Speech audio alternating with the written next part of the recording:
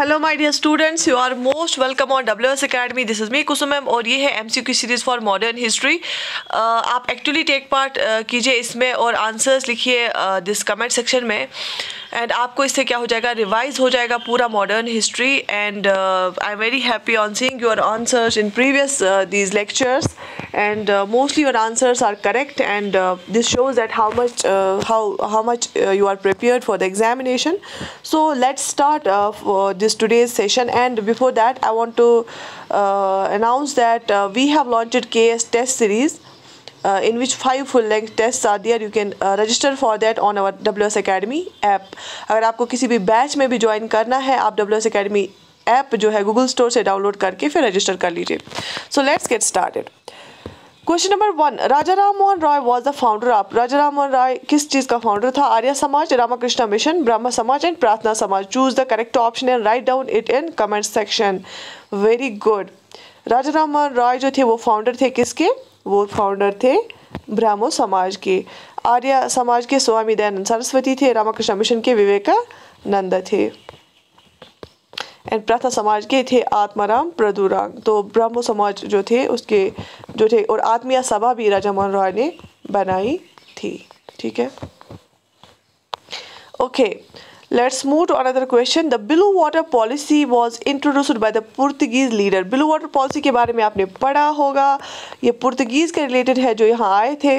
और किसने इंट्रोड्यूस किया था? Francis de Almeida, Alfonso de Albuquerque, Francis Caron, Francis Martin.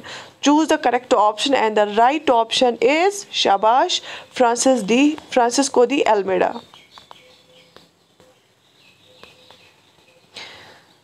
तो यहाँ पे पुर्तगीज का जो पहला वॉइस रॉय ये था यहाँ पे इंडिया के पोजीशंस में, फ्रांसिस को दी अल्विदा.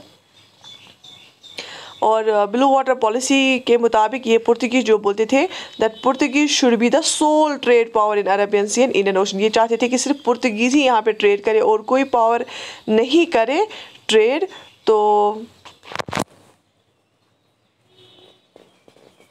ब्लू वाटर पॉलिसी इन्होंने फिर क्यों लाई? इन्होंने चाहा कि जो ये है पावरफुल रहे सी में, सो दैट कि जो बाकी अरब से या बाकी जो इन्वेडर्स है वो यहाँ ना पहुँचे और पुर्तगीज़ी सारा ट्रेड संभाले. Which of the following institutions was not founded by Mahatma Gandhi. इनमें से महात्मा गांधी ने क्या फाउंड नहीं किया? साबरमती आश्रम, सेवाग्राम आश्रम, विश्वा भारती, फिनोक्स आश्रम. तो आप सब लोगों को पता है साबरमती आश्रम, सेवाग्राम आश्रम और फिनोक्स आश्रम जो है महात्मा गांधी ने ही बनाया. विश्वा भारती जो है ये बनाया रविंद्रनाथ टैगोर ने. रविंद्रनाथ टैगोर ने ये बनाया. तो विश्वा भारती जो है ये जो है गांधी जी ने नहीं फाउंड किया. विश्वा भारती फाउंड किया रविंद्रनाथ टैगोर ने 1921 में.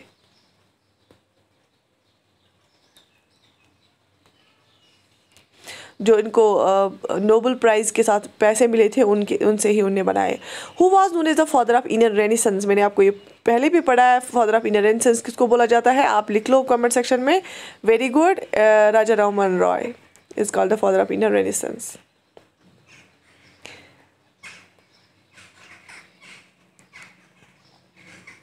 Which of its sessions did the International Congress declare Purna Swaraj as its specific goal? Options are Lahore session, Tripuri session, Surat session and special sessions in Calcutta. And the right answer is Lahore session 1929. ठीक है. सूरत session में क्या हो गया था? Split हो गया था. त्रिपुरी सेशन जो है उसमें सुभाष चंद्र बोस ने फिर अपनी पार्टी अलग से फॉरवर्ड ब्लॉक बनाई. Motilal Nehru and CR Das were the founders of the party known as Ghadar party, forward bloc, Swarajya party, socialist Congress. तो क्या उस पार्टी का नाम था? आपको पता है किस मूवमेंट के बाद उन्होंने वो बनाई? इनने नॉन कोऑपरेशन मूवमेंट के जब विड्रॉ होगी उसके बाद उन्होंने वो पार्टी बनाई. एंड पार्टी का नाम क्या था? शाबाश स्वराज्य पार्टी. ये बनाई मोतीलाल नेहरू और CR दास ने 1923 में गया सेशन के बाद. ठीक है, जब गांधी जी ने विड्रॉ किया था non cooperation movement. Which of the following princely states did not accede to the Indian union after independence. Independence के बाद किस वाली इसने इंडियन यूनियन के साथ जो है नहीं आगे एसिड नहीं किया था? तो लेकिन इसमें देखो यहाँ पे क्यों इन्हें हैदराबाद लिखा था? इंडिपेंडेंस के बाद एक चॉइस मिली थी प्रिंसली स्टेट्स को, और फिर जवाहरलाल नेहरू ने भी बोला प्रिंसली स्टेट्स को आप इसके अंदर आ जाओ, इंडिया के अंदर आ जाओ। हैदराबाद, जूनागढ़ और कश्मीर में जो है वो पहले नहीं आई, उन पे वो रेजिस्ट किया। हैदराबाद में फिर पुलिस एक्शन हुआ, यहाँ पे रेफरेंडम हुआ, और कश्मीर में जो है प्लेबिसाइड का बोला गया। और ये 3 जगह हैं जहाँ जिन्होंने सीधे सीधे नहीं माना। अब यहाँ पे हम देखेंगे इन्होंने हैदराबाद ही क्यों लिखा है।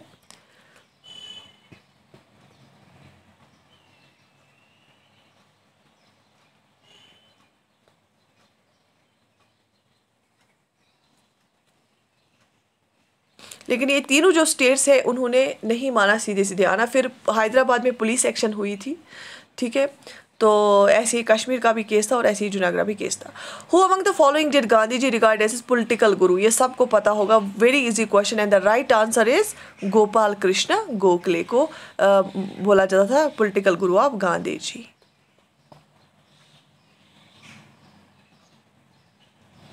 Who presided over the first session of Indian National Congress? Very easy, and its answer is Shabash W.C. Banerjee. Who was the Indian woman president of the United Nations General Assembly? कौन सी ऐसी हिंदुस्तान की खातून थी जो कि president थी United Nation General Assembly की, UNGA की? Sarojini Naidu, Margaret Thatcher, Vijaya Lakshmi Pandit, Golda Meir. And the right answer is, write in the comment section, शाबाश, इट इज विजया लक्ष्मी पंडित। ये थी जो है ये बहन थी जवाहरलाल नेहरू की। In which year was the Indian National Congress formed?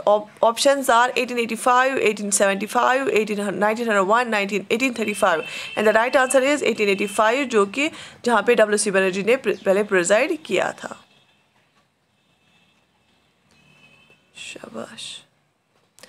Which was the earliest settlement of the Dutch in India? जो डच आए थे यहाँ पे उन्होंने कहाँ पे सबसे पहले सेटलमेंट की थी? Options are Masulipatnam, Pulicat, Surat, Ahmedabad, and the right answer is, very good, कहाँ पे वो आए थे? वो आए थे पुलिकट। पुलिकट में उन्होंने सबसे अर्लीस्ट जो है एस्टैब्लिशमेंट की थी। पुर्तगीज सबसे पहले आए और सबसे लास्ट में यहाँ से निकले। Who founded the servants of India society? किसने फाउंड किया था? बाल Gangadhar Tilak, V.O. Chidambaram Pillai, Gopal Krishna Gokhale and Surendranath Banerjee. And the right answer is जो है सर्वेंट्स ऑफ इंडिया सोसाइटी को 1905 में बना दिया गया, ठीक है। तो ये बनाया था गोपाल कृष्ण गोखले ने। Who said about Mahatma Gandhi that he is a half-naked फकीर? किसने बोला था? विंस्टन चर्चिल, लॉर्ड माउंटबेटन, और ऑप्शंस क्या है? और Lord वेवरलैंड, Lord लिलिंथगो।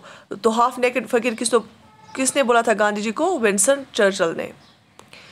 C.R. Das and Motilal Nehru formed the Swaraj party after, अभी मैंने बोला, Swadeshi movement, non cooperation movement, civil disobedience movement, quit India movement. इन्होंने स्वराज पार्टी 1923 में बनाई आफ्टर नॉन कोऑपरेशन मूवमेंट। तो right answer is non cooperation movement. What was Lala Lajpat Rai demonstrating against when he succumbed to police brutality? Lala Lajpat Rai जो है वो किसके खिलाफ demonstrate कर रहा था जब उनको पुलिस ने लाठीचार्ज कर लिया और फिर उन्हीं के साथ उनकी डेथ हो गई? Options are Rowlatt Act, Morley, Minto Morley reform, Simon Commission and Pitt's India Act. किसके लिए वो कर रहा था डिमॉन्स्ट्रेशन, किसके अगेंस्ट कर रहा था? शाबाश, it was Simon commission. Simon commission के खिलाफ डिमॉन्स्ट्रेशन हो रही थी, प्रोटेस्ट हो रहे थे, ठीक है। The आज़ाद हिंद फौज was formed in, Azad Hind फौज कब बनाया गया? Choose the correct option, 1937, 42, 43, 45, and the right answer is 1942 में बनाया गया आज़ाद हिंद फौज। Who started the home rule movement? Home rule movement किसने स्टार्ट की? Annie Besant, Padmaja Naidu, Kamala Devi, Rajkumari, Amrit Kaur. And home rule movement आपको पता है एनी बेसेंट ने स्टार्ट की और किसने? तिलक ने, ठीक है। तो and the right answer is Annie Besant. On the base of Irish, on the lines of Irish Home Rule League. When was the Gandhi-Irwin Pact made? कब बनाया गया Gandhi-Irwin Pact? 1935, 31, 29, 32. And the right answer is Gandhi-Irwin Pact कब बनाया गया? 1931. इसके बाद ही फिर second round table conference में इन्होंने पार्ट लिया। At which place in Bengal was the East India Company given permission to trade and build a factory by the Mughals in 1651? कहाँ पे बंगाल में इनको जो है परमिशन मिली थी इसको ईस्ट इंडिया कंपनी को? कलकत्ता, कसीम बाजार, Singhpur and Burdwan. Choose the correct option. Mughals ने कहाँ पे इनको परमिशन दिया था बंगाल में बनाने के लिए, फैक्ट्री बनाने के लिए? The right answer is Kasim Bazar, नहीं कसीम बाजार है आई थिंक। तो the first factory in the interior of Bengal was established in 1651 at Hooghly. तो Kasim, this was followed by other factories at Patna and Kasim Bazar है। अच्छा, तो यहाँ पे सबसे पहले इनको कहाँ पे परमिशन मिला? हुगली में, लेकिन चूंकि हुगली ऑप्शंस में नहीं है इसलिए कसीम बाजार सेकंड ऑप्शन है, क्योंकि हुगली के बाद कसीम बाजार जो है उन्होंने बनाई। The immortal national song Vande Mataram has been written by, किसने बोला वंदे मातरम, किसने लिखा है? रविंद्रनाथ टैगोर, शरत चंद्र चट्टोपाध्याय, बंकिम चंद्र चट्टोपाध्याय एंड सुरेंद्रनाथ बड़ोपाध्याय। तो बंकिम चंद्र चट्टोपाध्याय ने ये लिखा है, जो क्या है नेशनल सॉन्ग है वंदे मातरम। वंदे मातरम जो है ये एक पोइम है बंकिम चंद्र, इससे नॉवेल से आनंद मात है उस नॉवल का नाम। ये बंगाली और संस्कृत में लिखा गया है, ठीक है, गौर दुर्गा के लिए। The Ahmedabad Satyagraha of Gandhi was directed against, किसके खिलाफ था अहमदाबाद सत्याग्रह?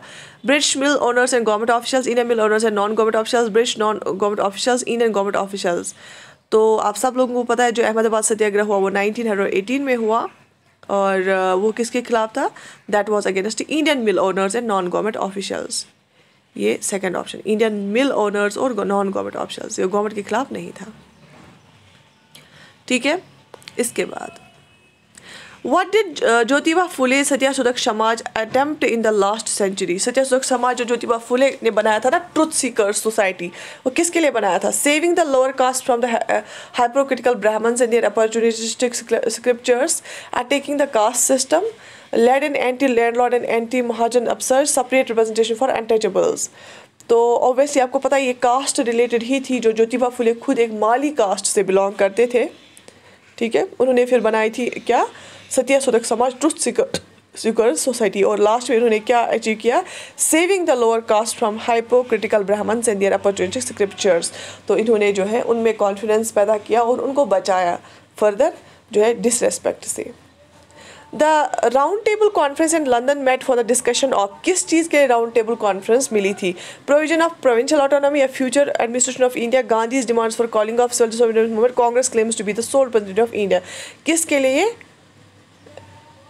मिली थी round table conference? And the right answer is शाबाश, फ्यूचर एडमिनिस्ट्रेशन ऑफ इंडिया, के आगे हमें क्या करना है इंडिया की जो मतलब कॉन्स्टिट्यूशन, जैसे बहुत सारे एक्ट्स आए थे, 1919 एक्ट आया था उस टाइम पे, आगे कॉन्स्टिट्यूशनल के इसमें क्या करना है इंडियंस के साथ। The Marathas were defeated at Panipat because, Marathas को क्यों डिफीट किया गया था पानीपत में, थर्ड बैटल ऑफ पानीपत में, क्यों? The Marathas did not fight bravely, the Marathas were not equal to Afghans strong, the Maratha army was short of food supply, the Marathas were considered alien by the local population. Choose the correct option. Ahmad Shah Abdali ने मराठास को हराया third battle of Panipat में, क्यों हराया? क्योंकि Marathas were not equal to Afghans in strength, ठीक है। तो अगर क्वालिटी की बात करेंगे, सुपीरियरिटी की बात करेंगे, तो अफगान्स के पास ज़्यादा क्वालिटी और सुपीरियरिटी थी, और इवन नंबर में भी वो ज़्यादा आए थे मराठास के कंपैरिजन में। तो जो कंबाइंड मुस्लिम आर्मी थी वो बहुत ही ज़्यादा थी as compare to the Marathas, इसलिए इन्होंने हारा। What was the reason for Gandhi ji support decentralisation of power? Gandhi ji क्यों हमेशा डिसेंट्रलाइजेशन की बात कर रही थी, वो कर रहा था? वो हमेशा बोलता था कि मतलब हाई लेवल पे अथॉरिटी मत रखो, अथॉरिटी लोअर लेवल पे रखो, और इनको भी पावर दो। क्यों? क्योंकि decentralization ensures more participation of the people in democracy. India had decentralization of power in the past, decentralization was established essential for the economic development of country, decentralization can prevent communalism. Choose the correct option. क्यों गांधी जी बोल रहा था कि decentralization power होना, decentralization of power होना चाहिए? क्योंकि decentralization was essential for economic development of the country. क्योंकि गांधी जी ने बोला अगर हम डिसेंट्रलाइजेशन करेंगे, हम पंचायत को पावर देंगे, तभी जाके जो रूट्स है ना वो भी ग्रो हो सकते हैं, और अगर विलेजेस में कॉटेज इंडस्ट्रीज ग्रो हो जाएंगी तभी जो विलेज से सेल्फ सफिशिएंट रहेंगे, और क्या हो जाएगा? इकोनॉमिक डेवलपमेंट हो जाएगा। What was the immediate cause of the mutiny of 1857 का immediate cause क्या था जो revolt हुआ? The discontent of the soldiers, the use of greased cartridge, the new Enfield rifle, the social conditions of India, the introduction of the railways and telegram. आप सबको पता होगा, पढ़ा होगा कि greased cartridges आई थी जिसमें काउ फैट और पिग फैट का बताया गया था, वो कार्ट्रिजेस थी और उनको मुंह से ये बिटन ऑफ करना पड़ता था वो पेपर। और आपको पता है काउ सेक्योर्ड है हिंदूज़ के लिए और पिग जो है ये टैबू है मुस्लिम्स के लिए, तो इस वजह से ये एक इमीडिएट काज बना। ठीक है। The British introduce the railways in India in order to, British ने रेलवेज क्यों लाया इंडिया में? Promote heavy industries in India, facilitate British commerce and administrative control, move food stuff in case of famine, enable Indians to move freely with in the country. Obviously हिंदुस्तानियों के लिए तो बिल्कुल भी इन्होंने नहीं किया, इनका एक ही मकसद था, वो क्या था? वो ये था कि facilitate British commerce and administrative control. British commerce का मतलब ये है कि वो चाहते थे कि दूर दूर सेक्टर से वो रॉ मटेरियल ब्रिटिश ले जाए ट्रेन में और ज़्यादा से ज़्यादा एडमिनिस्ट्रेटिव कंट्रोल यहाँ पे हो, क्योंकि कंपनीज भी वहाँ की आई थी और उनको इन्वेस्ट करने के लिए बोला गया था। Which of the directive principles can be described as Gandhian in character? अच्छा, कौन सा जो है DPSP गांधीयन है? Protection of workers and children, organization of village panchayat as effective units of self government, equal work for both man and women and separation of executive from judiciary. Obviously आपको पता है article 40 जो है वो गांधी हमेशा बोलता था, गांधी जी, कि विलेज पंचायत को आप ऑर्गेनाइज करो। और फिर जब अमेंडमेंट एक्ट हुआ 73rd अमेंडमेंट एक्ट हुआ तो प्रैक्टिकल शेप मिला आर्टिकल 40 को, organization of village panchayat as effective units of self government is the right answer. Which of the following pairs is not correctly matched? Lord Dalhousie doctrine of lapse, बिल्कुल ये match है, बिल्कुल है, Lord Dalhousie ने ही doctrine of lapse लाया था। Lord Minto Indian council act 1909, बिल्कुल उसी के टाइम पे आया था। और लॉर्ड वेलेस्ली सब्सिडी एलियंस, बिल्कुल लॉर्ड वेलेस्ली ने ही सब्सिडी एलियंस लाई। तो ये तीन आप याद रखो, लॉर्ड डलहौजी ने डॉक्ट्रिन ऑफ लैप्स लाया, लॉर्ड मिंटो ने इंडियन काउंसिल एक्ट 1909 लाया, लॉर्ड वेलेस्ली ने सब्सिडी एलियंस लाई। तो लॉर्ड कर्जन को लिखा गया है वर्निकुलर प्रेस एक्ट 1878, जो कि गलत है। क्यों? वर्निकुलर प्रेस एक्ट लाया था लॉर्ड लीटन ने 1878 में। ठीक है, किसने लाया था? लॉर्ड लीटन ने लाया था। अब लॉर्ड कर्जन जो है, लॉर्ड कर्जन के टाइम पे क्या हुआ था? लॉर्ड कर्जन के टाइम पे पार्टीशन ऑफ बंगाल हुआ था। ठीक है, तो ये जो फोर्थ ऑप्शन है ये गलत है, गलत मैच किया गया है। The Simon commission was बायकॉटेड by Indians because, Simon commission को इंडियंस ने बायकॉट क्यों किया था? Options are: it sought to curb civil liberties of the Indians, it proposed to partition of India, it was an all-white commission without Indian representation, it proposed measures to contain nationalism। क्यों किया था boycott? क्योंकि इसमें कोई India का member ही नहीं था, इसमें जो 7 मेंबर्स थे वो सारे के सारे वाइट थे, बाहर के थे। ठीक है,